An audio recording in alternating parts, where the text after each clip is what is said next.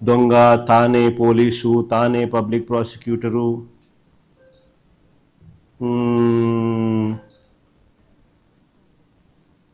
చివరికి తనదే గవర్నమెంటు, తానే అధికారుల మీద ప్రెజర్ పెట్టడము, తర్వాత తన మీద ఉన్న కేసులు తానే కోర్టులో పిటిషన్ ఎలా వేయించుకొని విత్డ్రా చేసుకుంటా ఉన్నారు.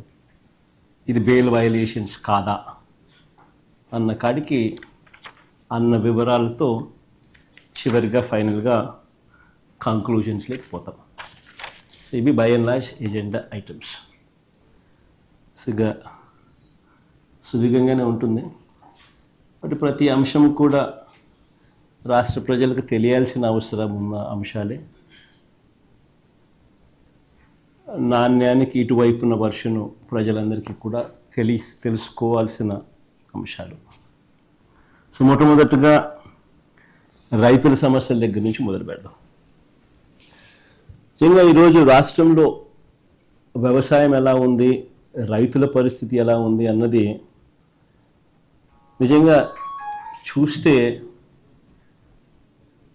రాష్ట్రంలో పాలన సేవ్ ఆంధ్రప్రదేశ్, సేవ్ ఆంధ్ర అన్న పరిస్థితి మాదిరిగానే ఆంధ్ర రాష్ట్రంలో పాలన సాగుతూ ఉంది.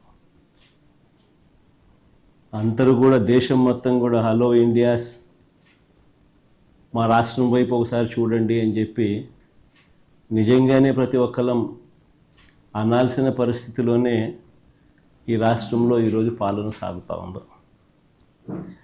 మరి ముఖ్యంగా అడుగులు ముందుకు వేస్తే వ్యవసాయం అన్నది 62% జనాభా దాని మీద ఆధారపడి ఉన్న సెక్టర్. ఈ వ్యవసాయం అన్నది ఏ రాష్ట్ర ప్రభుత్వమైనా కూడా రైతులను సంతోషంగా పెట్టి, వ్యవసాయం అన్నది ఒక పండుగగా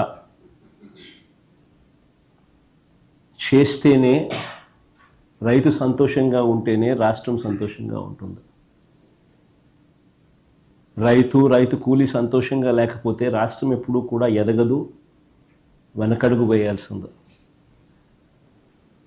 మా హయాంలో పండుగగా ఉన్న వ్యవసాయం చంద్రబాబు నాయుడు గారి హయాంలోకి వచ్చేసరికి అది దండుగలా మార్చిన పరిస్థితుల మధ్య ఈరోజు రాష్ట్రంలో వ్యవసాయం కొనసాగుతూ ఉంది.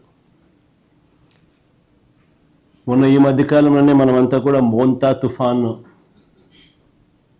ఇంకా మన మనసుల్లో నుంచి ఇంకా చెరిగిపోలేదు, మననే కనిపిస్తూ ఉంది.